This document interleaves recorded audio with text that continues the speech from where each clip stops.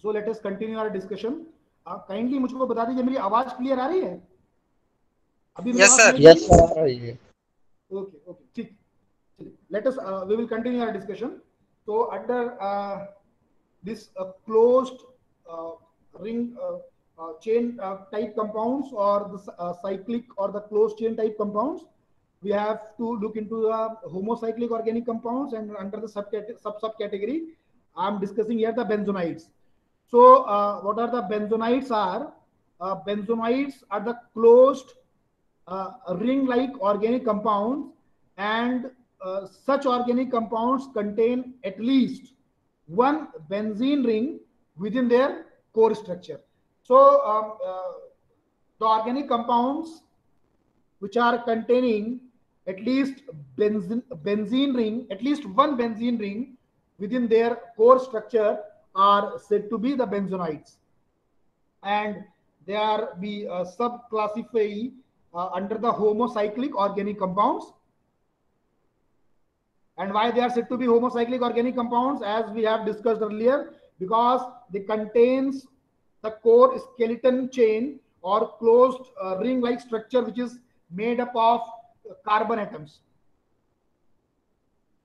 So such benzonides compounds are differ from the aliphatic compounds, and how ultimately these benzonides compounds are get differ from the aliphatic organic motifs or organic moieties.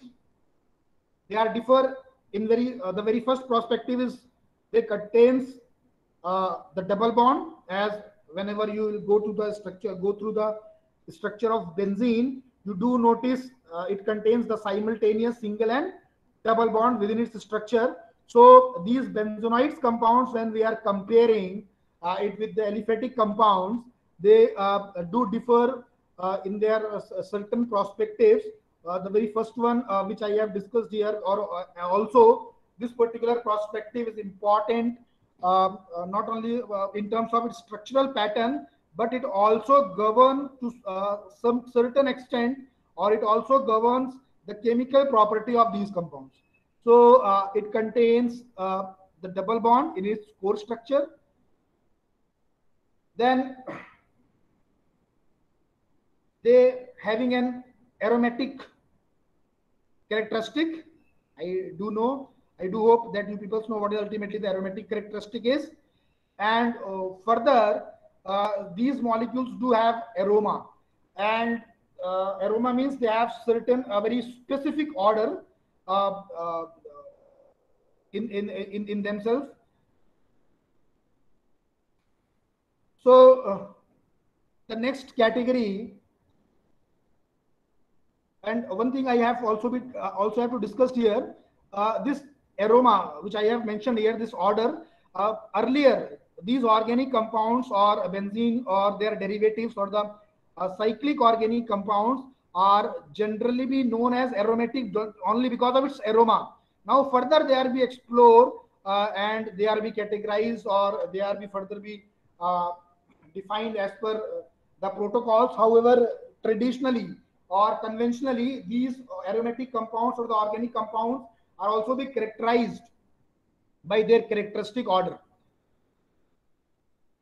So the next subcategory here is the heterocyclic compounds. So again, when we compare here the important characteristic amongst the homocyclic organic compounds and heterocyclic organic compounds, we do ultimately find here that again, although the heterocyclic organic compounds also contains or also having a cyclic nature, also having a ring like structure, but they are not very much similar in the elemental composition. So once we are comparing the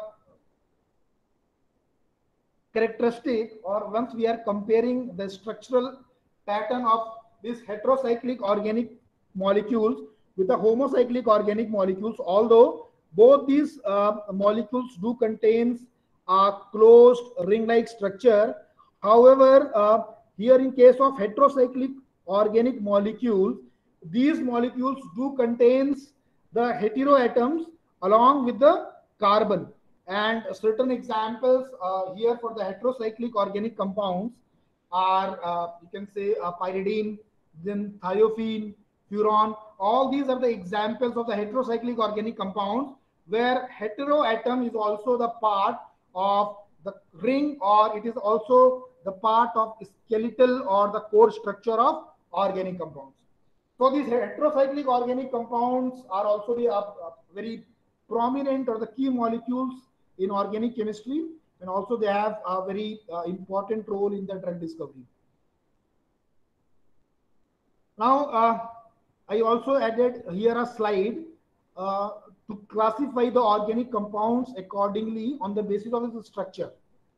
So this classification is generally on the basis of the number of cyclic motifs or the cyclic moieties that particular the organic compound that particularly be contained.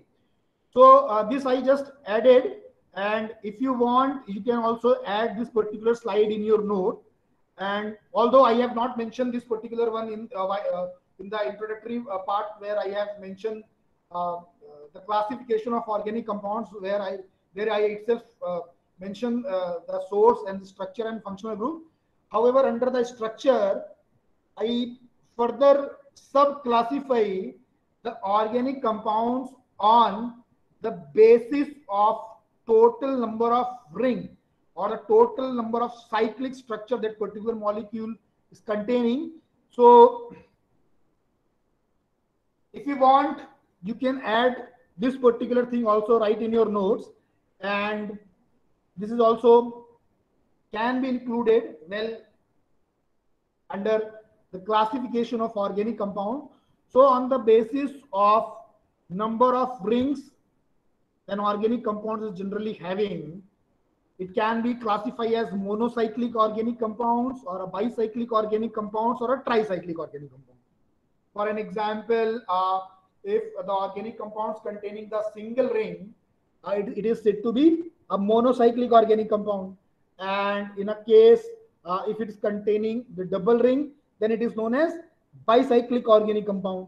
And if it contains the three ring, it is known as tricyclic organic compound.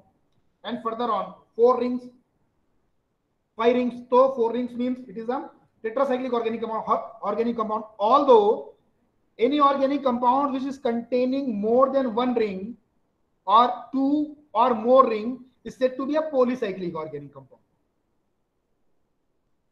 So this can be included. For example, I do have mentioned here that this benzene is having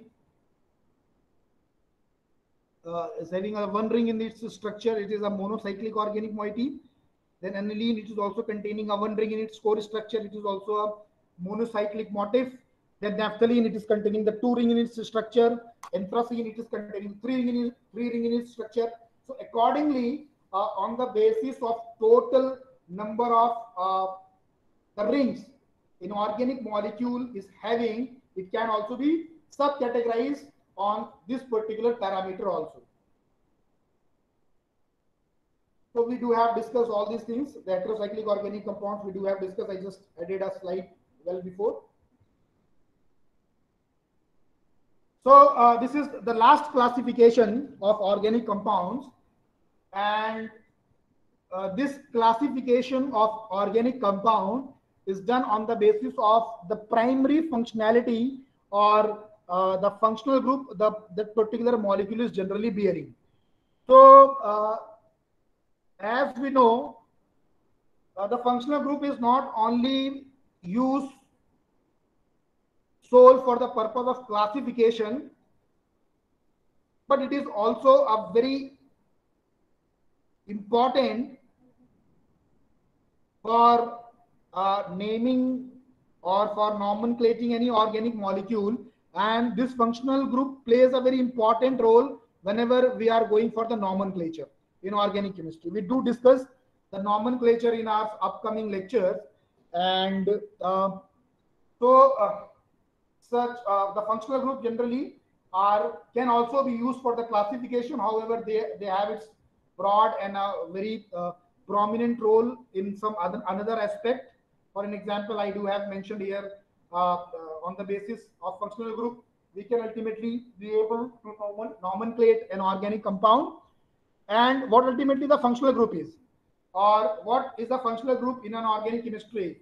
So functional group is a collection of certain atoms in a close conjunction to each other, which helps not only to determine the chemical behavior, but also it provides or it allows that particular molecules to follow a particular set of characteristic reaction. So the functional group is very important, and we can name the molecule accordingly, or in generally in an organic chemistry, most of the molecules are ultimately be categorized on the basis of functional group. Not only the molecules are categorized on the basis of functional group, but you may, while you are going through your books, you do have having a chapters which ultimately stating ether. One chapter is on the ether, another one is on alkane, another one is alkene, on anyone is on amines, then on alcohol. So the functional group is one of the prominent criteria to distinguish one organic moiety or one organic compounds from another organic compounds. And the functionalities or the primary functionalities, they not only affects the chemical behavior or the chemical pattern of the organic molecules, but they also affects they also ultimately define that which characteristic pathway that particular molecule has to be followed, reaction pathway that particular molecule has to be followed. So I here mention certain functionalities.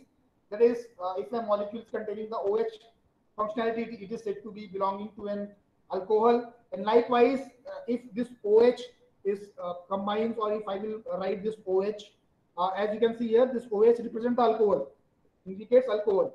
However, if I do put an R to this alcohol, it is known as, or the compound is said to be belonging to the category which is known as aliphatic alcohols.